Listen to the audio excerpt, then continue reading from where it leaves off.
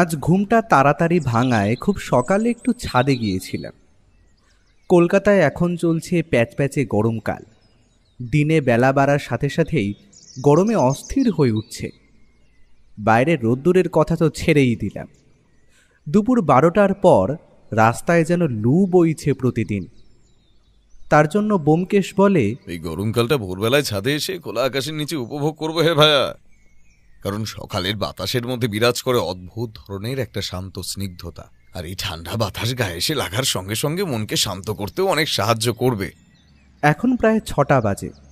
আমি জানি ব্যোমকেশ ঘুম থেকে উঠেছে ভোর 5টায়। ছাদের দরজা সরিয়ে এগিয়ে যেতেই চোখে পড়ল ব্যোমকেশ। সে তখন পদ্মাসনে বসে চোখ বন্ধ করে মনসংযোগ করছে। বুঝলাম এতক্ষণে ওর যোগব্যায়াম সেরে নেওয়া হয়ে গেছে। আমি ছাদে দাঁড়িয়েই একটু পায়চারি করে নিলাম।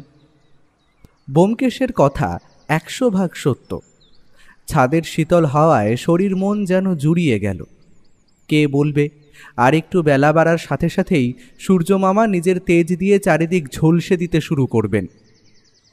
সে যাই হোক, একটু পরে ব্যোমকেশ আর আমি ছাদ থেকে নেমে এসে বসার ঘরে বসলাম। ব্যোমকেশ একবার হাঁক ছাড়ল, পুরিরাম চা দাও। তারপর খবরের কাগজটা একটু আধটু উল্টে পাল্টে দেখছিল। আমার ততক্ষণে বিস্কুটের বয়ামের 4টে বিস্কুট ধ্বংস করা হয়ে গেছে। জানি না, আমার মন বলছে খুব তাড়াতাড়ি দারুণ কোনো জটিল রহস্যের কেস আসতে চলেছে। ব্যোমকেশ খবরের কাগজটা উল্টে পাল্টে দেখে পাশে ভাঁজ করে রাখতে রাখতে বলল, কিছু ভালো খবর নেই। ওই যে একঘেয়ে খবর, কোন নেতা কোথায় গেল আর কোন ফিল্ম স্টার কোন নতুন ছবির শুটিং শুরু করবে এই নিয়ে ভরিয়েছে। একটা খুনের খবরও নেই অবধি। আমি একটু হেসে বললাম, তা ভাইয়া তুমি বলতে চাইছো তিলোত্তমার গুণধর চোরখুনিরা সব তাহলে সন্ন্যাস নিয়ে নিল? ব্যোমকেশ মুখটা একটু গম্ভীর করে বলল, তাহলে যে আমাদের মতো গোয়েন্দাদের বাড়িতে আর ভাতের হাঁড়ি চড়বে না যে। আমি জানি ব্যোমকেশ একটা ভালো কেস সলভ করলে যে পরিমাণ পারিশ্রমিক পায় তা দিয়ে ওর শুয়ে বসে পুরো মাস চলে যায়। তাই হয়তো ওর ফাঁকা সময় বাড়িতে বসে দেশ বিদেশের নানান রকম বই পড়ার অভ্যেস হয়েছে আজকাল। ব্যোমকেশ কিছু একটা হয়তো বলতে যাচ্ছিল। ঠিক এমন সময় বাইরে একটা ভারী জিপের শব্দ শুনতে পেলাম। ব্যোমকেশ নিচু গলায় বলল, দাসবাবু এত সকাল সকাল, তার মানে কোনো গন্ডগোল হয়েছে মন বলছে। চা খাবেন তো? আর চা? সকাল সকাল ঘুম থেকে এত তাড়াতাড়ি এমনি ওঠার অভ্যেস নেই, তার উপর এত বড় কাণ্ড। এখন চা খাওয়ার সময় নেই। আপনি বরং পুটিরামকে 1 গ্লাস ঠান্ডা জল দিতে বলুন। আর ব্যোমকেশবাবু, আপনি তাড়াতাড়ি তৈরি হয়ে নিন, বেরোতে হবে এক্ষুনি। ব্যোমকেশ ওকে দেখে একটু ভালো করে লক্ষ্য করে বলল, আপনার যে উত্তেজনা দেখছি আর কানের পাশে এখনো দাড়ি কাটার ফোম লেগে আছে দেখে বুঝতে পারছি কোনো গুরুতর ব্যাপার, তাই তো? কোনটুন নাকি? মানে হয়েছে কি, সকাল সকাল 6টা বাজতে না বাজতেই থানা থেকে ফোন, নাকি প্রখ্যাত ধনী ব্যবসায়ী আদিত্য নারায়ণ রায় খুন হয়েছেন তার বাড়িতে। আর তখন আমি সবে দাড়িটা কামাচ্ছি। আর কি দেরি করা চলে? দৌড়াতে দৌড়াতে গিয়ে পৌঁছাই মার্ডার স্পটে। কিন্তু পৌঁছে দেখি খটোমটো সব ব্যাপার। তাই ভাবলাম আপনাকে একবার ডেকে নিয়ে যাই। সে ভালোই করেছেন। আমার হাতেও তেমন একটা কাজ নেই এখন, আমি তৈরি হয়ে নিচ্ছি, চলুন। বেশিক্ষণ লাগলো না, 10 মিনিটের মধ্যেই আমরা তৈরি হয়ে নিলাম। আমরা যখন দাসবাবুর জিপে উঠছি আকাশের অবস্থা তেমন একটা ভালো নয়। এই অল্প সময়ের মধ্যেই আকাশে হয়তো ভালো মতো মেঘ জমেছে। আমরা উঠে পড়তেই জিপ স্টার্ট দিল। সকালের দিক হওয়ায় রাস্তায় তেমন একটা ট্রাফিক নেই। ব্যোমকেশ এবার ওর পকেট থেকে একটা সিগারেট বের করে ওটা জ্বালিয়ে একটা টান দিল। তারপর গাড়ির জানলা দিয়ে ধোঁয়া ছাড়তে ছাড়তে বলল, দাসবাবু এই আদিত্য নারায়ণের ব্যাপারে একটু বলুন তো। আপনি এই কেসে আছেন যখন, তবে আপনার থেকেই কেসের ডিটেলসটা শুনে নেওয়া যাক। দাসবাবু একটু অন্যমনস্ক ছিলেন। ব্যোমকেশের কথায় প্রথমে একটু হকচকিয়ে গেলেন, তারপর নিজেকে সামলে নিয়ে বললেন, আমি বেশি ডিটেলস জানি না। ডিপার্টমেন্ট থেকে যতটা জানানো হয়েছে ওটাই বলছি। যিনি খুন হয়েছেন তারই নাম আদিত্য নারায়ণ রায়। শোনা যায় তার বাপের নাকি পারফিউমের ব্যবসা ছিল। তারপরেই উনি সেই ব্যবসার হাল ধরেন। আদিত্য নারায়ণের সময় ব্যবসা ফুলে ফেঁপে ওঠে, অগাধ টাকা কড়িও হয় তার। কলকাতার মতো শহরে 3টি বড় বাড়ি, স্থাবর অস্থাবর সম্পদের পরিমাণ কয়েক কোটিরও উপরে। তো ভালো কথা, বউ বাচ্চা? দাসবাবু এবার মুখে একটা হাসি হাসি ভাব এনে বললেন, স্ত্রী নীলিমা দেবী মারা গেছেন প্রায় 7 বছর হলো। ছেলে আছে একটাই, তবে শোনা যাচ্ছে বাপের সাথে ছেলের তেমন একটা মধুর সম্পর্ক নয়।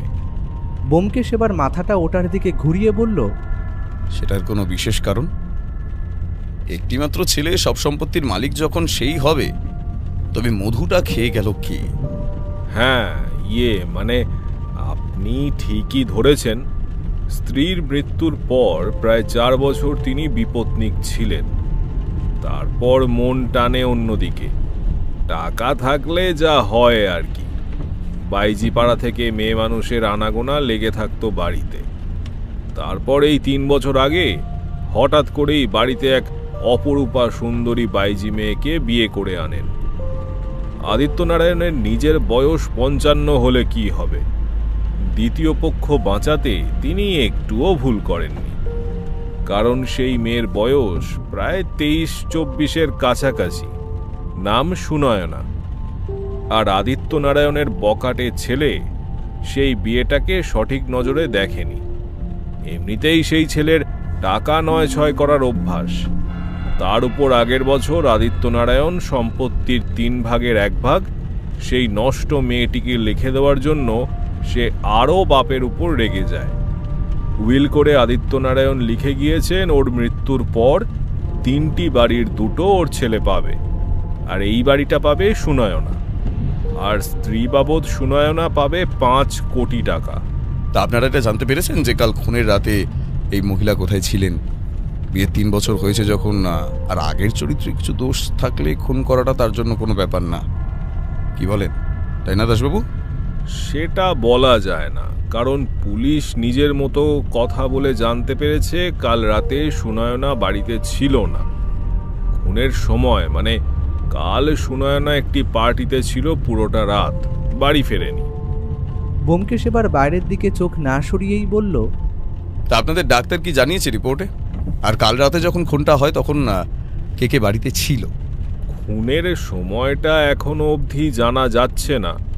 ওই ধরুন না রাত 3:10-এর কাছাকাছি।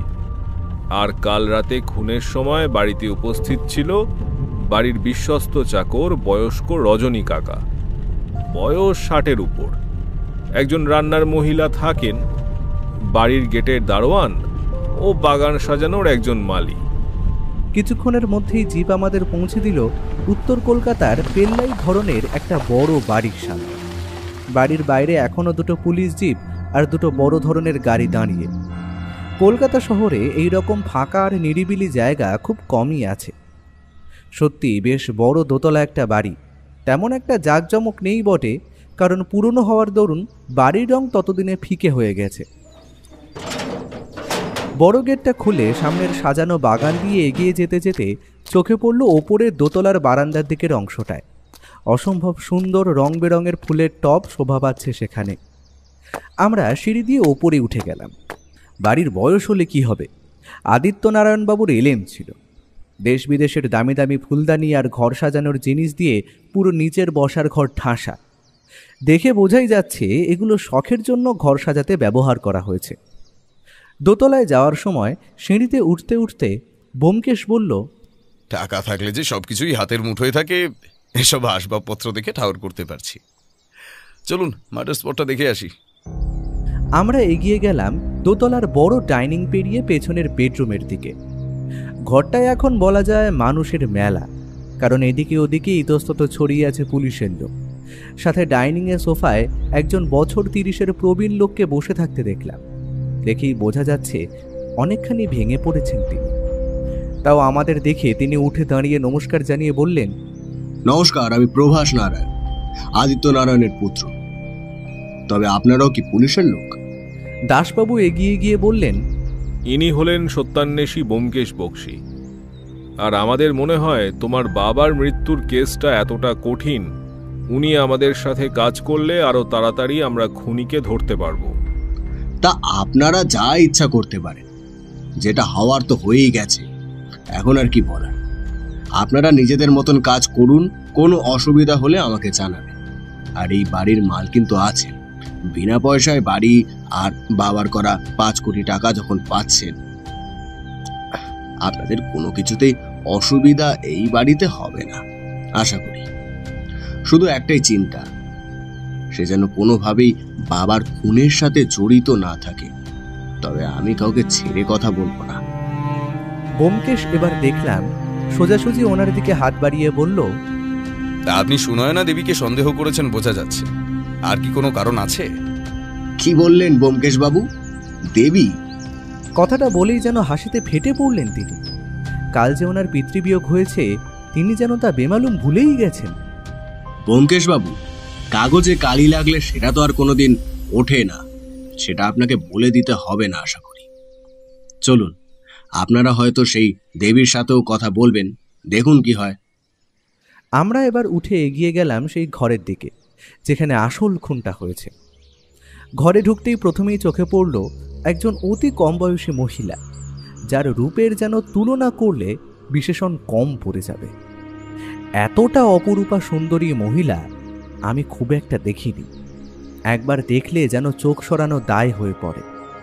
আমি বুঝলাম ইনি আদিত্য নারায়ণের 3 বছর আগের বিবাহিতা স্ত্রী। স্বামীর মৃত্যুতে যে খুব একটা ভেঙে পড়েছেন তা তো আমার মনে হলো না। চোখের দুই পাশে জল ততক্ষণে শুকিয়ে গেছে। মহিলার দুধে আলতা গালগুলোতে তখন লালচে ছোপ পড়েছে। আর সেই মহিলার পাশে তাকে সান্ত্বনা দেওয়ার জন্য দাঁড়িয়ে আছেন এক ভদ্রলোক। আর ঘরে 3 জন পুলিশ আছেন যারা নিজেদের তদন্তের খুঁটিনাটি কাজ দেখে চলেছেন। পুরো কাঠের পালঙ্কের আশেপাশের জায়গাটা একটা সাদা রঙের দাগ দিয়ে ঘিরে ফেলা হয়েছে। আমি জানি এটাকে ডেথ স্পট বলে। এর মানে এখানে খুন হয়েছে, আর এই জায়গায় প্রবেশ বা কোনো জিনিস ধরাছোঁয়ার জন্য পুলিশের বিশেষ অনুমতির প্রয়োজন হয়। এবার আমার চোখ গেল বিছানার দিকে। মখমলে সাদা চাদরের বিছানা তখন ভেসে যাচ্ছে জমে থাকা লালচে রক্তের দাগে। একজন মাঝবয়সী লোক যেন এখনো চিরনিদ্রায় শায়িত আছেন, চোখ তখনও বন্ধ। মৃত্যু যন্ত্রণার ছাপ যেন তাকে স্পর্শ করতেই পারেনি। গলার যে জায়গাটা কাটা হয়েছে দেখেই বোঝা যায় অত্যন্ত সুপক্ষ হাতে খুনটা হয়েছে। মুখে কোনো রকম আতঙ্কের ছাপ নেই, তাই স্পষ্ট বলা যায় রাতের বেলা ঘুমের মধ্যেই খুনটা হয়েছে। ব্যোমকেশ দেখলাম এবার এগিয়ে গেল বডিটার কাছে। প্রায় 5 মিনিট ধরে এদিক ওদিক ভালো করে লক্ষ্য করলো সেটা। তারপর এগিয়ে গেল বিছানার ডান পাশে দাঁড়িয়ে থাকা অন্য 1 বছর 30 লোকের দিকে। তারপর তার উদ্দেশ্যে বলল, তা ডক্টর অধিকারী, কি বুঝতে পারছেন আপনি খুনটা তাও রাত কটার দিকে হয়ে থাকতে পারে? লোকটা একটু অন্যমনস্ক ছিল। ব্যোমকেশের কথায় অবাক হয়ে বলল, আপনি? আমার নাম? ও কিছুই না, আপনার জামার পকেটের উপর ব্যাচে এখনো নামটা জল করছে, একটু চোখ থাকলেই দেখতে পাওয়া যায়। তা আপনি ডক্টর শুভেন্দু অধিকারী, তাই তো? আর এই বাড়ির ফ্যামিলি ডাক্তারও আপনি আশা করি? হ্যাঁ, আমি এই শেষ কয়েক বছর আদিত্য নারায়ণের হার্টের চিকিৎসা করেছি। ওনার হার্ট খুব দুর্বল ছিল, আমি ওনাকে দেখছিলাম। অনেকটা সুস্থ হয়ে উঠেছিলেন, আর আপনি বলতে পারেন সপ্তাহে প্রায় 3-4 দিন তো ওনাকে দেখতে আমায় আসতেই হতো এই বাড়িতে। ব্যোমকেশ এবার মহিলার দিকে ঘুরে বলল, মিসেস সুনয়না, আমি জানি আপনি এখন অত্যন্ত খারাপ সময়ের মধ্যে দিয়ে যাচ্ছেন। এই সময় কারো মন মানসিক অবস্থা ভালো থাকে না, তবে আমাদের সাহায্য করলেই আমরা যত তাড়াতাড়ি হোক আপনার স্বামীর আততায়ীকে ধরতে পারব। মহিলা চুপ ছিলেন। এবার তিনি চোখ তুলে ব্যোমকেশের দিকে তাকিয়ে বললেন, আমার শরীরটা এমনিতেই ভালো না। কাল রাতে একটা পার্টিতে গিয়েছিলাম, এমনিতেই আমার ঘুম হয়নি। তার উপর সকাল সকাল এসে দেখি সবটা শেষ হয়ে গেছে। কি জানবার আছে আমাকে বলুন, তবে আমি যে খুব বেশি সাহায্য করতে পারবো তা মনে হয় না, কারণ খুনের সময় আমি উপস্থিত ছিলাম না। সে ব্যাপারে কোনো চিন্তা নেই, আমি আপনাকে বুঝেই প্রশ্ন করব। এরই মধ্যে দাসবাবু বললেন, ব্যোমকেশবাবু, আপনার দেখা হয়ে গেছে তো? বডিটা এবার পোস্টমর্টেমে পাঠানোর ব্যবস্থা করি। কাল রাতের বডি, আরও বেলা হলে কিন্তু গন্ধ বেরোবে। হ্যাঁ দাসবাবু, আপনি সেটাই করুন, তবে আমি বাড়িতে উপস্থিত সবার সঙ্গে আলাদাভাবে কথা বলতে চাই। আর ডাক্তার ও সুনয়না দেবীও আছেন তাদের মধ্যে। সবাইকে বসার ঘরে গিয়ে বসান, আমি একজন একজন করে ডেকে নেব। ব্যোমকেশের কথা তখনও শেষ হয়নি, তার মধ্যে একজন কনস্টেবল এসে জানায়, স্যার ছাদে আসুন একবার। আমরা ওই কনস্টেবলের সাথে সাথেই সিঁড়ি বেয়ে ছাদে এলাম। কনস্টেবল বলল, দেখুন স্যার, ভালো করে দেখুন। আমি যখন এই জায়গাটা পরীক্ষা করতে আসি, দেখতে পাই ছাদের দরজার ছিটকিনিটা খোলা, অর্থাৎ রাতেও এই দরজাটা খোলা ছিল, আর খনিও হয়তো এখান দিয়েই সহজে ঘরে প্রবেশ করেছিল। ব্যোমকেশ দরজাটা ছেড়ে এবার সোজাসুজি এগিয়ে গেল ছাদটার দিকে। পুরো ছাদটাই ভালো করে পর্যবেক্ষণ করে একটা জায়গায় দেখলাম থেমে গেল, আর এবার একটু নিচু হয়ে জায়গাটা খুব ভালো করে দেখতে থাকলো। আমরা এগিয়ে যেতেই ব্যোমকেশের মুখে হাসি দেখতে পেলাম। সে বলল, দেখুন দাসবাবু, খনি এই জায়গাটা দিয়েই ছাদে উঠেছিল, আর খুন করে এখান দিয়েই নেমে ফিরে গেছে। এখনো খুনির হাতের রক্তের দাগ এখানে লেগে আছে। এই খুনির হাত কাঁচা দেখেই বোঝা যাচ্ছে। তাই বলা যায় না যে সুপক্ষ কাউকে দিয়ে খুন করানো হয়েছে, কারণ একটা ভালো খুনি কিছুতেই এরকম ক্লু ছেড়ে যাবে না। বাড়ির কার্নিশ বেয়েও পাইপটা দিয়ে ছাদে ওঠা সহজ কাজ, সুতরাং বলা যায় যে বাড়ির কেউ এই ছাদের দরজাটা খুলে রেখেছিল, যাতে খুনি বাবাজির আসতে কোনো অসুবিধা না হয়।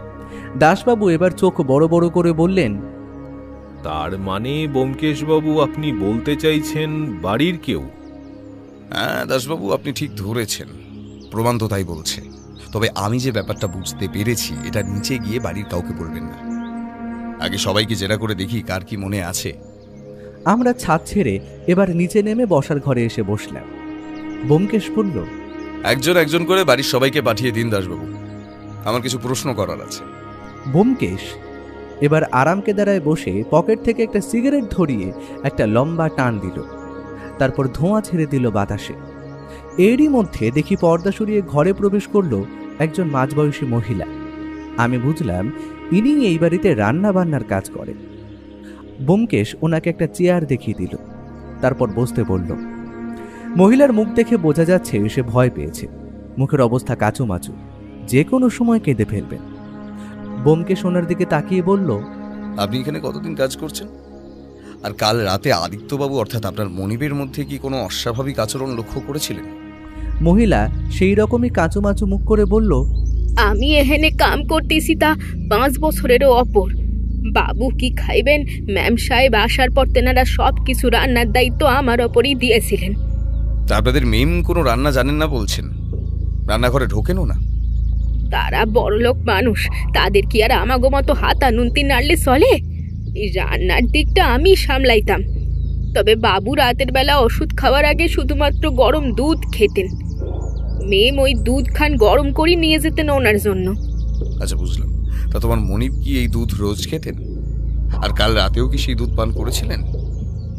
আগে খেতেন না, তবে 3-4 মাস হলো ডাক্তারবাবু ওনারে কইছেন যে শরীরে শক্তির দরকার, তাই রোজ গরম দুধ খেতে। আর কাল রাতে তো মেম বাইরে বেরোনোর আগে বাবুরে দুধ দিয়েই গিয়েছিল, কারণ দুধটা আমি গরম করে মেমরি দিয়েছিলাম। মহিলার কথাটা শোনা মাত্র ব্যোমকেশ কি যেন একটা ভাবছিল, তার মাঝে তিনি বললেন, আমার কি হয়ে গেছে? আমি কি এখন আসতে পারি? এখনকার মতো আসতে পারেন, তবে যখন তখন দরকার পড়লে আবার ডেকে নেওয়া হবে। আর হ্যাঁ, তদন্ত চলাকালীন এই বাড়ির কেউই দূরে কোথাও চলে যেতে পারবেন না।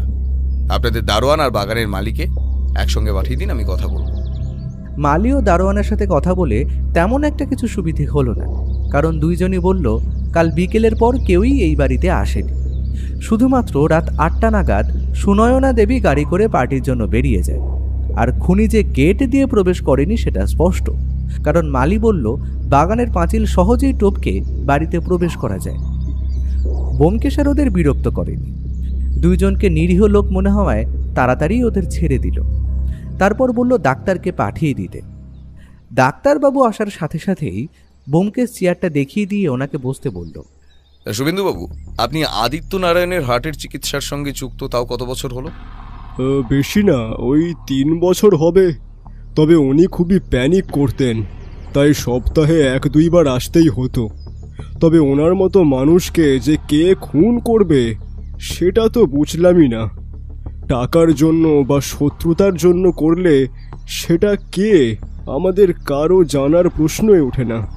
আর ব্যবসায়ী মানুষদের শত্রু থাকাটাও অস্বাভাবিক তো নয়। আর খুনি যদি বাড়ির কেউই হয় ধরুন। শুভেন্দুবাবু, আপনি কার দিকে ঠিক ইঙ্গিতটা করছেন আমি ধরতে পারছি, তবে তার উপর সন্দেহ করার উপযুক্ত কারণ কি আছে? কেন থাকবে না? ও ছেলে যে বাপকে একদম দেখতেই পারে না।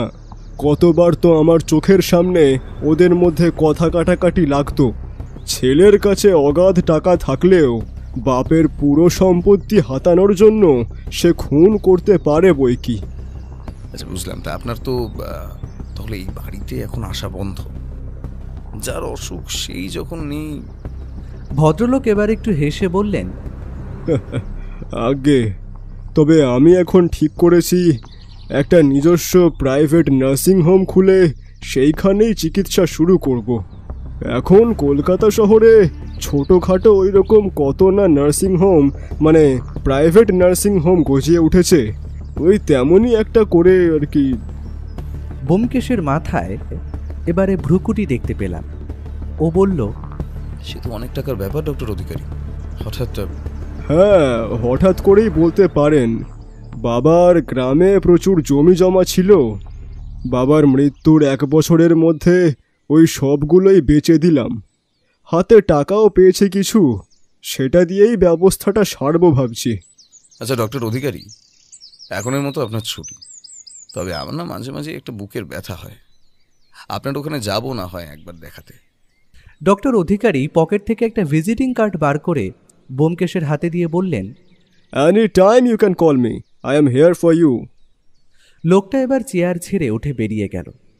আমি ব্যোমকেশের দিকে হাসি মুখে বললাম, তা বুকে ব্যথাটা কবে আবার বাড়বে বলে তোমার মনে হচ্ছে ব্যোমকেশ? ডক্টরবাবুর চেম্বারে একবার যেতে হবে বলে মনে হচ্ছে আমার। ব্যোমকেশ হেসে বলল, চেম্বারে নয় ভাইয়া, সোজা ডাক্তারের বাড়ি যেতে হবে। দেখলে না, বলে গেল এনি টাইম। সেটা সদ্ব্যবহার করতেই হয়। আমরা নিজেদের মধ্যে কথা বলছি, এমন সময় বাইরে থেকে একটা মিষ্টি গলার মহিলা কণ্ঠ শুনতে পেলাম। ভিতরে আসতে পারি ব্যোমকেশ বাবু? ব্যোমকেশ দাঁড়িয়ে বলল, আসুন আসুন সুনয়না দেবী, আপনার বাড়িতে আপনাকেই অনুমতি নিয়ে প্রবেশ করতে হচ্ছে। আর বলি বলুন তো।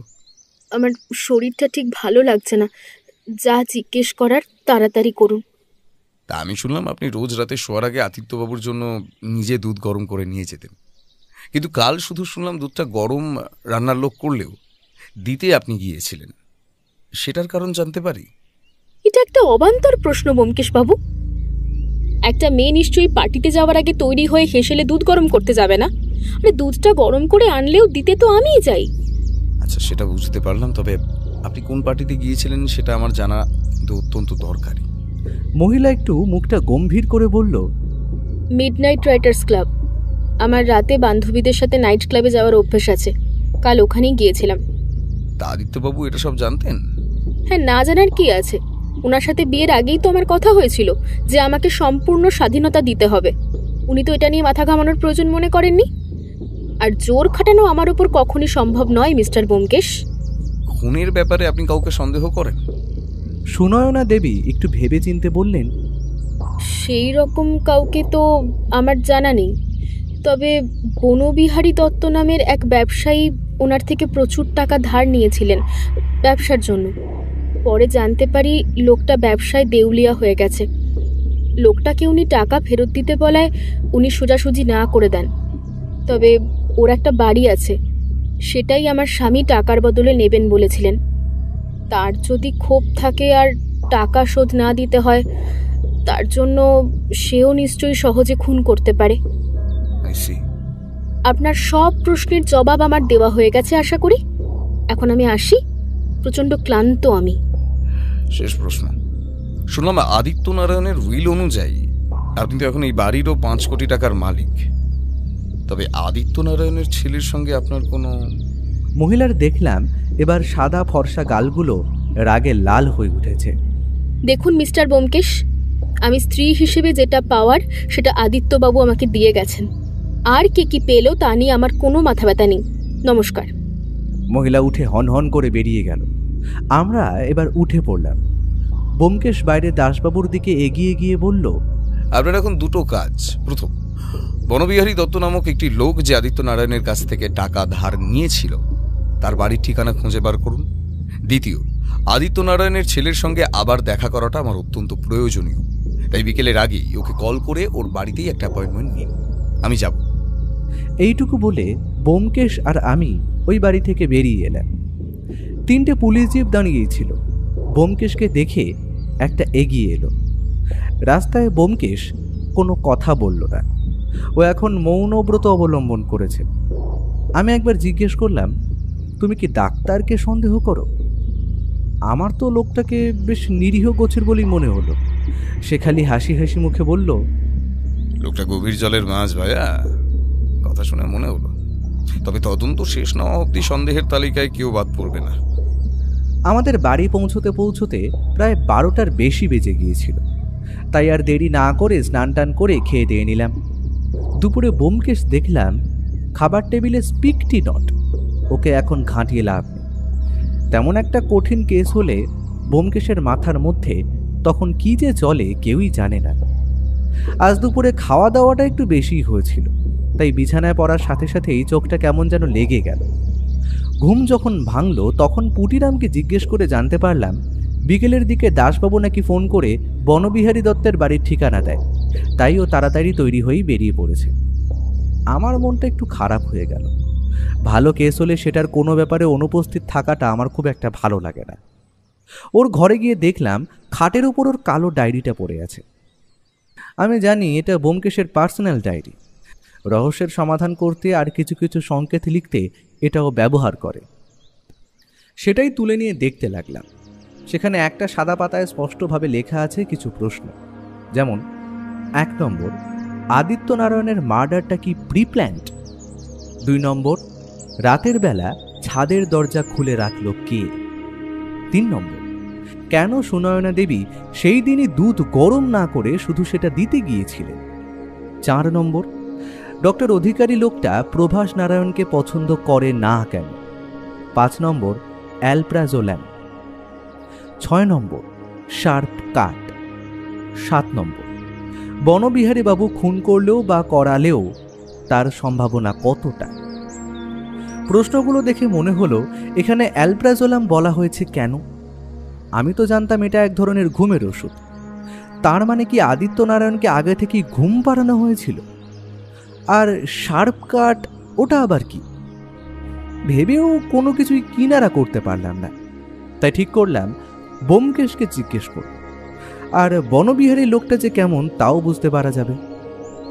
ব্যোমকেশ যখন ফিরিল তখন প্রায় 8টা বেজে গেছে।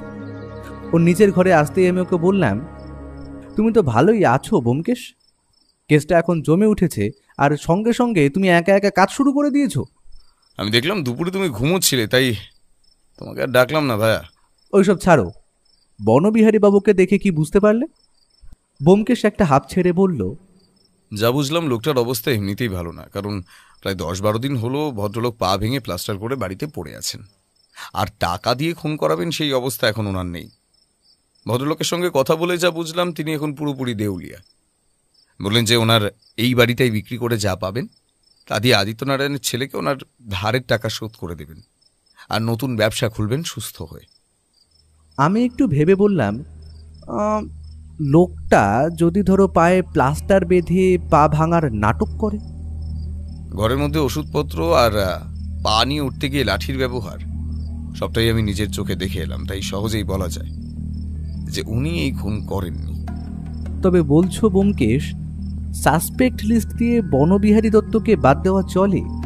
হ্যাঁ বলতে পারো, তবে তুমি যদি ওই ফেলুদার বাদশাহী আংটির গল্পের ওই বনবিহারী বাবুর কথা চিন্তা করে ওনাকে এতক্ষণে অপরাধী সাজিয়ে বসে আছো মনে মনে, তাহলে কিন্তু সেটা ভুল।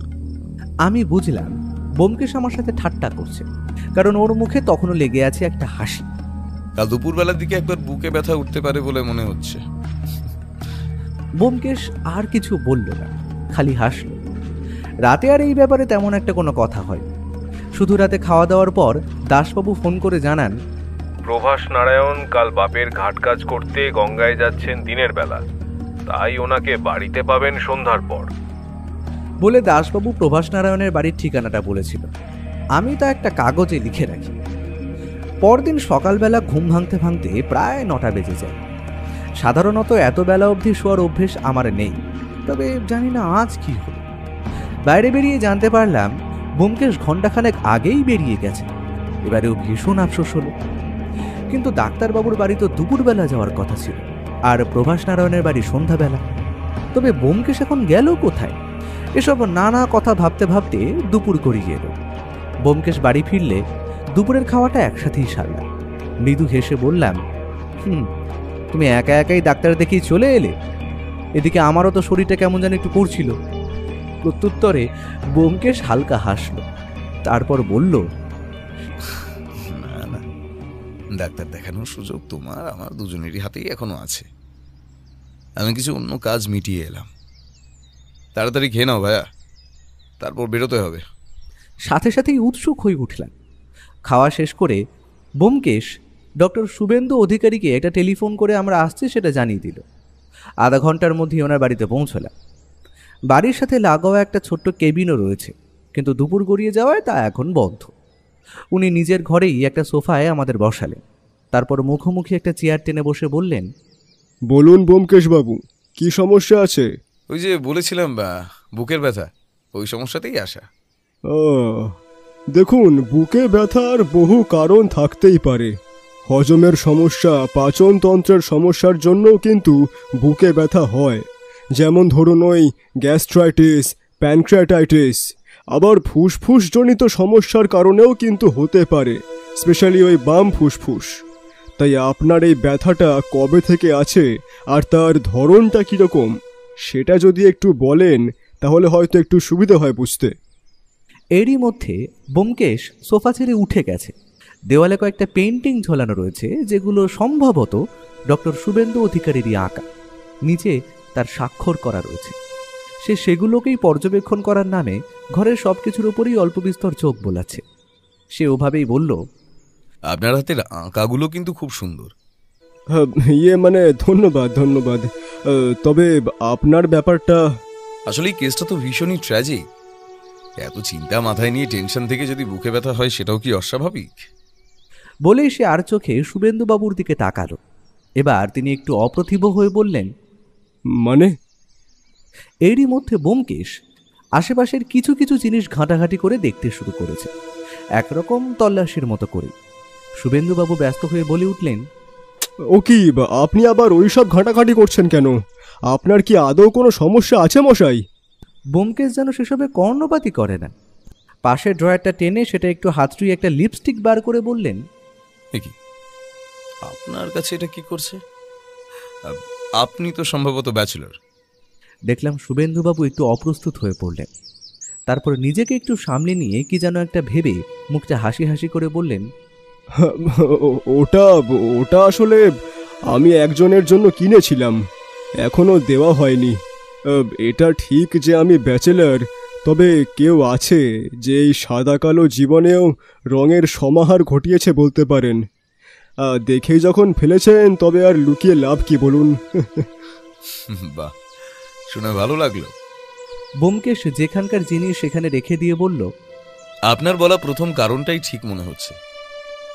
কারণ কদিন ধরে খাওয়ার ভীষণই অমর্জিতয়ম হয়েছে। তার উপর একটা বদ্ধেকুড়ো দিচ্ছে সমানে, সঙ্গে কিছু খেতেও ইচ্ছে করছে না। পেটটা কেমন যেন ভার ভার লাগছে। আমার হালকা হাসি পেয়ে গেলেও নিজেকে সংবরণ করলাম। ওই তো, তাহলে তো সব কিছু একেবারে পরিষ্কারই হয়ে গেল।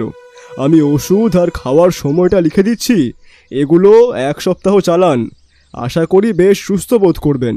আর হ্যাঁ, সাথে বেশি করে জল অবশ্যই খাবেন, কেমন?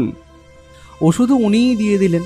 তারপর ফিস দিতে গেলে উনি তা প্রত্যাখ্যান করলেন, শুধু বললেন, আপনি ভীষণ মহৎ একটা কাজ করছেন, আপনার জন্য আমি এটুকু করতেই পারি। এটুকু কথোপকথনের পর আমি আর ব্যোমকেশ বেরিয়ে আসি। বাড়ি ফেরার কথা ছিল, কারণ প্রভাস নারায়ণের সাথে দেখাটা সন্ধ্যের আগে সম্ভব নয়। কিন্তু ব্যোমকেশ হঠাৎ বলল, একবার আদিত্যবাবুর বাড়ি থেকে ঘুরে আসি চল, ওখান থেকে সোজা ওনার ছেলের বাড়িতে যাওয়া যাবে। আমার উত্তরের অপেক্ষা না করেই সে যাওয়ার উদ্যোগ নিল। অগত্যা আমিও পিছু নিলাম। আদিত্যবাবুর বাড়ির সামনে একজন পুলিশ কনস্টেবল মোতায়েন ছিল। তার সাথে কিছু কথা বিনিময় করে আমরা ভিতরে ঢুকলাম। ব্যোমকেশ তাকেও নিয়ে এলো, সঙ্গে সুবিধে হবে বলে। সে গিয়ে আদিত্যবাবুর ঘরটা আবার খুলে দিল। ব্যোমকেশ ভালো করে আর একবার গোটা ঘরটার তল্লাশি নিল। তারপর কি একটা বস্তু হাতে পেয়ে খুব উৎসাহের সাথে বলে উঠল, এই তো পেয়েছি। এতক্ষণে সুনয়না দেবীও শশব্যস্ত হয়ে এসে হাজির হলেন। তিনি বললেন, কি ব্যাপার অজিতেশ বাবু, গতকাল তো আপনি দেখে গেলেন সব। হ্যাঁ, তবে কিছু জিনিস এখনই মনে পড়লো, তাই একবার এলাম। তবে আমি বেশিক্ষণ নেব না। বলেই কি যেন ভেবে নিয়ে জিজ্ঞেস করলো, আচ্ছা, এই বাড়িতে আর কারোর ঘুমের সমস্যা আছে? মানে আর কেউ ঘুমের ওষুধ খায়? না, একমাত্র আমার স্বামী খেতেন। আপনি তার মানে কোনোদিনই খাননি বলছেন, তাই তো? না, কিন্তু এসব কথার মানে কি? তেমন কিছুই না, আমি আপনার ঘরটা একবার দেখতে চাই। ব্যোমকেশ বাবু, আমি এমনিতেই এতটা সমস্যার মধ্যে রয়েছি। এই ঘটনাটা ঘটার পর থেকে আমি প্রায় বিপর্যস্ত। গতকাল থেকে আমি ঠিকভাবে বিশ্রামও করতে পারিনি। এই সব একটু, আর তার মধ্যেই আপনারা।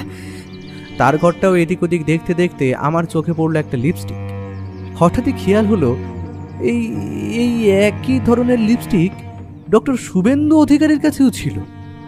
ব্যোমকেশ যখন হাতে নিয়ে প্রশ্ন করেছিল, আমি তখন লক্ষ্য করেছিলাম। আমি তাকে ডাকলাম, ব্যোমকেশ। সে আমার দিকে ফিরতেই আমি লিপস্টিকটা হাতে তুলে দেখালাম। সে এগিয়ে এসে সেটা আমার হাত থেকে নিয়ে ভালো করে পর্যবেক্ষণ করে সুনয়না দেবীর উদ্দেশ্যে প্রশ্ন করল, মিসেস সুনয়না, এটা খুব একটা বেশি ব্যবহার হয়নি দেখে যা মনে হচ্ছে, হয়তো কয়েকদিন আগেরই কেনা। আপনি কি এই লিপস্টিকই ব্যবহার করেন শুধু? হ্যাঁ, তবে আগেরটা কোথায় রেখেছি আমার খেয়াল নেই। সেটা পাচ্ছিলাম না বলেই কদিন আগে এটা কিনেছিলাম। কিন্তু আপনি আমাকে একটু বলবেন যে আমার লিপস্টিকের সাথে এই কেসটার কি সম্পর্ক? I mean, it's too much না? হয়ে গেছে আপনার দেখা? না, তেমন কিছুই না। Sorry to bother you. এখন আমরা আসি। বাইরে এসে মাথায় অনেকগুলো চিন্তা ঘুরতে লাগে। লিপস্টিকের ব্যাপারটা কাকতালীয় হতে পারে এমনটা আমার তো মনে হয় না। সেটাই বলতেই যাচ্ছিলাম, দেখলাম ব্যোমকেশ তার বুক পকেট থেকে একটা প্রেসক্রিপশন আর একটা ওষুধের ছোট ডিপে বের করে নিজের প্যান্টের পকেটে সুরক্ষিত রাখল। অদ্ভুত ব্যাপার এটা যে এগুলো তো ডক্টর অধিকারীর একটু আগে দেওয়া ওষুধ বা প্রেসক্রিপশন নয়। তাকে এই ব্যাপারে জিজ্ঞেস করায় প্রত্যুত্তরে সে মৃদু হাসল। ততক্ষণে প্রায় অন্ধকার হয়েই এসেছে। আমরা এগোলাম প্রভাস নারায়ণের বাড়ির উদ্দেশ্যে। আগে থেকেই কথা বলা ছিল। সেখানে পৌঁছলে প্রভাস নারায়ণ আমাদের ভেতরে নিয়ে গিয়ে বসালেন। তারপর নিজেই বললেন, ব্যোমকেশ বাবু, আমি জানি আমার বাবার সাথে আমার সম্পর্ক কখনোই ভালো ছিল না। আর আমার মা মারা যাওয়ার পর থেকে সবটা যেন অবনতির চরম সীমায় পৌঁছে যায়, বুঝলেন তো? হ্যাঁ, আমার রয়েছে কিছু খারাপ স্বভাব, কিছু খারাপ অভ্যাস, কিন্তু কি করব বলুন তো? মায়ের অবর্তমানে আমি বাবাকে একটু কষ্ট পেতে দেখিনি, জানেন তো। অন্যদিকে আমি সারাটাক্ষণ মায়ের অভাব বোধ করতাম। তারপর বাবা বেছে বেছে একটা মহিলাকেও এনে চটালেন। হা, ওই দিনের পর থেকে না, বাবার প্রতি সম্মানটা পুরোপুরি উঠে যায়। কিন্তু কিন্তু বাবা তো, প্রতিবাদে ঘর ছেড়েছি, আলাদা থাকি, স্বেচ্ছাচারী জীবন কাটাই, কিন্তু আমি কখনো বাবার ক্ষতি চাইনি। সর্বক্ষণ রাগ ধরতো লোকটার উপর, ভীষণ রাগ ধরতো। তবে যখন সেদিন দেখলাম রক্তাক্ত বিছানাটা, নিথর দেহটা আর জ্বলন্ত চিতা, তখন মুহূর্তে না, সব অনুভূতিগুলো চাপা পড়ে গেল। আর মনে হলো এটা ঠিক হয়নি। যেই করে থাকুক তার চরম থেকে চরম শাস্তি পাওয়া উচিত। আর আমি মন থেকে আপনাকে ধন্যবাদ দিতে চাই যে আপনি নিজের এতটা সময় দিচ্ছেন এই কেসটার পিছনে। আমি আপনাকে কথা দিচ্ছি, যদি আপনি আমার বাবার খুনিকে খুঁজে বের করতে পারেন তবে আমি আপনার উপযুক্ত পারিশ্রমিক দেব। কিন্তু অপরাধীর শাস্তি আমার চাই। নিশ্চয়ই হবে, আপনি সে বিষয়ে নিশ্চিন্ত থাকুন। বরং সেই দিকে আমরা অনেকখানি সুরাহা করতে পেরেছি। সেই খবরটা দিতেই আমার এখানে আসা। সত্যি বলতে আপনার উপরও সন্দেহ ছিল, তবে কিছু কিছু প্রমাণ এখনো অন্য কথা বলছে। বাহ, এ তো সুখবর। এই সুখবরটা তো ওই মহিলাটাকেও জানাতে হবে। যতই হোক উনি আমার বাবার বিধবা বলে কথা। হা, আসলে আমি এখন ওই বাড়ি থেকেই হয়ে আসছি। আমি ব্যোমকেশ কিছু বলতেই যাচ্ছিল, প্রভাসবাবু মাঝে বলে উঠলেন, ও তা মহিলা এখনো আছেন না গেছেন? মানে সকালে তো শুনছিলাম মহিলা নাকি এতটাই শোকাহত যে ওই বাড়িতে আর থাকতে পারছেন না, হয়তো বাবার বাকি বাড়িগুলোর কোনোটায় গিয়ে থাকবে, তার জন্য তো জোরাজুরি চলছিলই। এই কথাটা শোনার পর ব্যোমকেশের মুখ মুহূর্তে অপ্রতিভ হয়ে গেল। সে উৎকণ্ঠা নিয়ে বলে উঠল, কি বললেন? আপনি ঠিক জানেন? হ্যাঁ, তেমনটাই শুনলাম। ব্যোমকেশ হঠাৎ ভীষণ ব্যস্ত হয়ে পড়ল। সোফা ছেড়ে উঠে কিছু সেকেন্ডের জন্য ঘরের এদিক ওদিক পায়চারি করে বলল, টেলিফোন কোথায়? আপনার টেলিফোন কোথায়? এক্ষুনি একটা ফোন করতে হবে। ব্যোমকেশের এমন হঠাৎ ব্যস্ততায় প্রভাসবাবুও খানিকটা ঘাবড়ে গেলেন। তিনি তৎক্ষণাৎ উঠে তড়িঘড়ি করে ব্যোমকেশকে টেলিফোনটা দেখিয়ে দিলেন। ব্যোমকেশ রিসিভারটা তুলে তাড়াতাড়ি কিছু নাম্বার ডায়াল করল। তারপর অপরপক্ষ ফোনটা ধরতে সে বলল, দাসবাবু, আপনি এক্ষুনি আদিত্যবাবুর বাড়িতে পৌঁছন। দেরি হয়ে গেলে খুনিকে আর পাওয়া যাবে না। কুইক, আমি ওখানেই মিট করছি। ব্যোমকেশ যে কি বলতে চাইল সেটা আমার কাছে এখন অনেকটাই স্পষ্ট। সে একরকম দৌড়ে ঘর থেকে বেরিয়ে গেল, আমিও পিছু নিলাম। আর ঘটনার তাৎপর্য অনুভব করতে পেরেই বোধহয় প্রভাসবাবুও আমাদের সাথে যোগ দিলেন। বাইরে ওনার গাড়ি ছিল, উনি সেটা স্টার্ট দিয়ে আমাদের বললেন, তাড়াতাড়ি বলুন, হেঁটে গেলে অনেক সময় লেগে যাবে। আমি আর ব্যোমকেশ তৎক্ষণাৎ গাড়িতে চড়ে বসলাম। আমাদের গাড়ি দ্রুত বেগে ধেয়ে চলল আদিত্যবাবুর বাড়ির উদ্দেশ্যে। কিন্তু আমরা যখন পৌঁছলাম তখন কনস্টেবল জানালো যে কি একটা ওষুধ এনে দেওয়ার জন্য সুনয়না দেবী তাকে অনেক করে অনুরোধ করে। বাড়িতে কারো পক্ষেই এই মুহূর্তে যাওয়া সম্ভব নয় সেটা বোঝায়। শেষে মিনিট পাঁচেকের ব্যাপার ভেবে সে সেটা আনতেও যায়, কিন্তু এসে সুনয়না দেবীর খোঁজ করে জানতে পারে সে বেরিয়ে গেছে। আর এটা প্রায় আধ ঘন্টা আগের ঘটনা। দাসবাবু ঝাঁঝিয়ে উঠলেন, এতটা কেয়ারলেস কি করে হতে পারো তুমি? এই জন্য এখানে পোস্টিং দেওয়া হয়েছিল? তুমি জানো এর জন্য আমি তোমায় সাসপেন্ড করতে পারি। ব্যোমকেশ মাঝে বাদ সেধে বলল, দাসবাবু, এখন এসব করার সময় নেই, এখনো দেরি হয়নি। আমরা চেষ্টা করলে ওনাকে এখনো ধরতে পারি। আমাদের এক্ষুনি ডক্টর শুভেন্দু অধিকারীর বাড়ি যেতে হবে। চলুন। আমরা প্রভাসবাবুর গাড়িতে বসলাম, আর আমাদের গাড়ির পেছনেই দাসবাবু তার দুজন সহকর্মীকে নিয়ে জিপে আসতে লাগলেন। কিছুক্ষণের মধ্যেই পৌঁছে গেলাম ডক্টর অধিকারীর বাড়ির রাস্তায়। তবে বাড়ির কাছাকাছি যেতেই দেখলাম তার হোয়াইট ক্যাডিলাক গাড়িটা দ্রুত বেগে বেরিয়ে গেল। ব্যোমকেশ প্রভাসবাবুকে উদ্দেশ্য করে বলল, ফলো করুন, ফলো করুন। প্রভাসবাবুর গাড়ি গতিবেগ আরও খানিকটা বাড়িয়ে পিছু নিলেন ডক্টর অধিকারীর গাড়িটি। দাসবাবু একই কাজ করলেন। মিনিট খানেকের মধ্যেই আমরা এসে পড়লাম হাইওয়েতে। প্রবল গতিবেগে ছুটে চলেছে ডক্টর অধিকারীর হোয়াইট ক্যাডিলাক। তার থেকে বেশ খানিকটা তফাতে আমাদের তথা প্রভাসবাবুর ইম্পোর্টেড গাড়ি ফোর্ড সিয়ারা, আর তার একটু পেছনেই দাসবাবুর জিপ। দাসবাবু একটা চোঙাকৃতি মাইক্রোফোন নিয়ে চিৎকার করে বলে চললেন, ডক্টর অধিকারী, পালিয়ে কোনো লাভ নেই। আপনি ধরা পড়ে গেছেন। পুলিশের কাছে আত্মসমর্পণ করুন। ডক্টর অধিকারী, আপনি ধরা পড়ে গেছেন। কিন্তু ডাক্তার অধিকারীর গাড়ি আসতে হওয়ার পরিবর্তে নিজের গতিবেগ আরও খানিকটা বাড়িয়ে দিল। ব্যোমকেশ বিড়বিড় করে বলল, এভাবে কিছুই হবে না। তারপর গাড়ির আওয়াজকে খানিকটা ছাপিয়ে গলা চড়িয়ে প্রভাসবাবুর উদ্দেশ্যে বলল, আমাদের গাড়িটার সামনেটার একদম পেছনেই আছে। আপনি একটু ডান পাশ দিয়ে চলুন, রাইট সাইডের লেনে। ব্যোমকেশ বাবু, গাড়ি যথেষ্ট স্পিডে আছে, এর থেকেও স্পিডে বাড়িয়ে ওভারটেক করা ভীষণ মুশকিল। আমি ওভারটেক করতে বলিনি, আপনি শুধু পাশের লেনে নিয়ে চলুন, আমার একটু জায়গা দরকার। অগত্যা প্রভাসবাবু গাড়িটা সোজাসুজি পেছনে না রেখে খানিকটা ডান পাশে সরিয়ে আনলেন। ডক্টর অধিকারীর গাড়িটা যেন একটু একটু করে আরও দূরে চলে যাচ্ছে। ঠিক তখনই আমায় ও প্রভাসবাবুকে অবাক করে দিয়ে ব্যোমকেশ পকেট থেকে তার রিভলভারটা বের করল। ও যে এটাও সাথে নিয়ে এসেছিল তা আমি জানতামই না। গাড়ির বাঁদিকের কাঁচটা নামানোই ছিল। ব্যোমকেশ বাঁ হাতে রিভলভারটা নিয়ে সম্পূর্ণ হাতটা ওর মাথার কিছুটা অংশ গাড়ি থেকে বের করলো। তারপর 3 সেকেন্ড লক্ষ্য স্থির করে গুলি চালালো। সাথে সাথেই ডক্টর অধিকারীর গাড়ির পেছনের একটা চাকা বার্স্ট করলো। গাড়ি নিয়ন্ত্রণের বাইরে গিয়ে এদিক ওদিক ঘুরে ধাক্কা মারল পাশের একটি পোস্টে। আমাদের গাড়ি ও তার কাছাকাছি গিয়েই থামল। আমরা প্রত্যেকেই তড়িঘড়ি করে নেমে পৌঁছলাম অ্যাক্সিডেন্টের কাছাকাছি। গাড়ির বনেট থেকে সমানে ধোঁয়া বেরোচ্ছে। গাড়ির দরজা অনায়াসেই খোলা যায়। গাড়িতে বসেছিলেন ডক্টর অধিকারী ও সুনয়না দেবী। ভাগ্যক্রমে দুজনের কারোরই তেমন চোট আসেনি, শুধু ঘটনার আকস্মিকতায় হিতাহিত জ্ঞান হারিয়েছে। দাসবাবু তার 2 সহকর্মীকে জিপটা দিয়ে পাঠিয়ে দেয় থানায় খবর দেওয়ার জন্য, যাতে তারা এই গাড়িটার যথাসাধ্য ব্যবস্থা করতে পারে এবং তারপরই যেন তারা ডক্টর অধিকারীর বাড়িতে হাজির হয়। আমরা 6 জন প্রভাসবাবুর গাড়িতে করে আসি ডক্টর অধিকারীর বাড়ি। সেখানে একটু জল খেয়ে ও বাতাস পেয়ে সুনয়না দেবী এবং তিনি দুজনেই সম্বিত ফেরেন।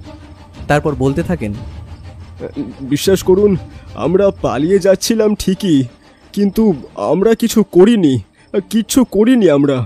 হ্যাঁ, বিশ্বাস করুন, আমার স্বামী সদ্য মারা গেছেন। এখানে থাকলেই সম্পর্কটা কেউ মেনে নিত না, তাই বাধ্য হয়ে আমরা চলে যাচ্ছিলাম। কিন্তু খুনের সাথে আমাদের কোনো সম্পর্ক নেই, আমি সত্যি বলছি। ব্যোমকেশ এবার একটু ব্যঙ্গাত্মক ভঙ্গিতেই বলল, ও তাই বুঝি? তা আমি তো খুনের ব্যাপারে কিছুই বলিনি, আর আপনারা খুন করেছেন বলেই যে আপনাদের ধরা হচ্ছে এমনটাও বলা হয়নি। তবে এই কথাটা শুনে দুজনেই থম মেরে যান। ব্যোমকেশ আরও বলে, এবার তো সত্যিটা স্বীকার করে নিন, নাকি আমাকেই বলতে হবে? ও ভাবলো কি করে যে ওর মতো একটা মানুষের সাথে আমার মতো একটা মেয়ে সারাটা জীবন কাটিয়ে দেবে? আমি তো টাকার জন্য বিয়েটা করেছিলাম, সেটাও বেঁচে থাকতেই পাই অথবা মরে গেলে, হু কেয়ার্স? বাহ, এই তো কি সুন্দর স্বীকারোক্তি। দাসবাবু, পুলিশ আর কতক্ষণে আসছে? আদিত্য নারায়ণ রায়কে খুনের ষড়যন্ত্র, খুন করার অপরাধে এনাদের গ্রেফতার করতে হবে। খানিকক্ষণের মধ্যেই এসে পড়বে, কিন্তু নিশ্চিত হলেন কি করে সেটা তো বলুন। ব্যোমকেশ তার পকেট থেকে একটা সিগারেট বের করে সেটা ধরিয়ে একটা লম্বা টান দিয়ে বলতে শুরু করলো, আজ দুপুরে যখন ডক্টর অধিকারীর কাছে আমি একটা অর্ধব্যবহৃত লিপস্টিক পাই, তখন সেটি কার প্রশ্ন করলে উনি বলেন এটা নাকি উনি ওনার প্রেমিকার জন্য কিনেছেন, এখনো দিয়ে উঠতে পারেননি। কিন্তু লিপস্টিক তো অনেকটাই শেষ হয়ে গিয়েছিল, সেটা উনি ব্যবহার করেছেন এটা তো আমি মানতে পারি না। তারপর সুনয়না দেবীর ঘরেও আমি ওই একই লিপস্টিক দেখি। উনি বলেন যে উনি এই ধরনের লিপস্টিকই ব্যবহার করেন। আগেরটা কোথায় রেখেছেন ওনার মনে নেই, একরকম হারিয়েই ফেলেছেন বলা চলে। তাই কদিন আগেই আর একটা নতুন কিনেছেন। বাকিটা বুঝতে আমার আর কোনো অসুবিধা হয়নি। এটা আমারও মনে হয়েছিল ভায়া, কিন্তু তুমি খুনটার ব্যাপারে নিশ্চিত হলে কি করে? আমি যখন সকালে দাসবাবুর সঙ্গে পোস্টমর্টমের রিপোর্ট দেখতে যাই, তখন জানতে পারি যে আদিত্যবাবুর মৃত্যু হয় গলার মধ্যে অবস্থিত ক্যারোটিড আর্টারি নামক রক্তনালীটা কাটা যাওয়ার কারণে। সেক্ষেত্রে অত্যধিক পরিমাণে ফিনকি দিয়ে রক্ত বেরোয় এবং অতিরিক্ত রক্তক্ষরণের কারণে ব্যক্তি খুব শীঘ্রই মারা যান। এই জন্যই আদিত্যবাবুর গলা কাটটা ছিল একটা শার্প কাট। কোনো সাধারণ খুনি হলে সেই গলায় একটা বড়সড় কাট বসাতো, কিন্তু বেছে বেছে একটা নির্দিষ্ট রক্তনালী কাটা খুব পারদর্শী হাতের পক্ষেই সম্ভব, যেমন কোনো ডাক্তারের হাত। আর খুনি যে পেশাদার ছিল না তা বোঝাই যায় ওই ছাদের পাইপ বেয়ে নামার সময় লেগে থাকা রক্তমাখা হাতের ছাপগুলো দেখে। একটা পেশাদার খুনি কখনো এত বোকা কাজ করে না। এছাড়াও আদিত্যবাবুর শরীরে বেনজোডায়াজিপিন নামক একটি পদার্থ মাত্রাধিক পরিমাণে ছিল। বলেই একটা প্রেসক্রিপশন আর ওষুধের ডিপে ব্যোমকেশ টেবিলের ওপরে রাখে। আর আমার সঙ্গে সঙ্গে মনে পড়ে যায়, এটা তো দুপুরবেলা ব্যোমকেশের পকেটে ঢোকানো সেই প্রেসক্রিপশন আর ডিপেটা। সে বলে, অ্যালপ্রাজোলাম ট্যাবলেট, একটা অন্যতম ওষুধ যা শরীরে বেনজোডায়াজিপিনের মাত্রা বৃদ্ধি করে।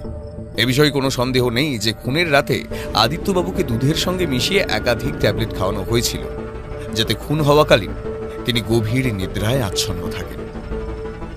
সেই জন্যই আপনি ওই দিন বেরোনোর তাড়া থাকা সত্ত্বেও দুধটি নিজের হাতে দিতে গিয়েছিলেন, তাই তো?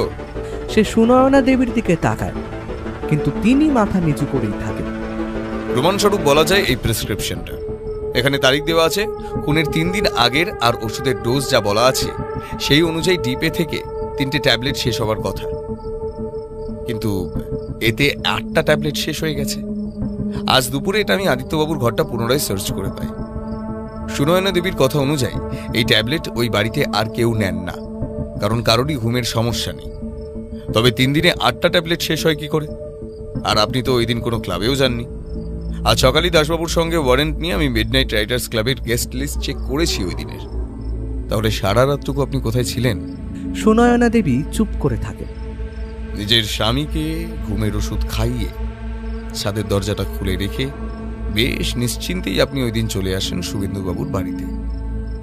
রাতের বেলা সকলের অলক্ষ্যে তিনি আপনাদের ঘরে ঢুকে নিদ্রাচ্ছন্ন আদিত্যবাবুকে খুন করে তারপর আবার একই রাস্তায় ফিরে আসেন। অপরাধবোধ দুজনের মুখেই সমানভাবে ফুটে উঠেছে। তারা যেন নির্বাক হয়ে নিজেদের পরিণতির অপেক্ষা করছে।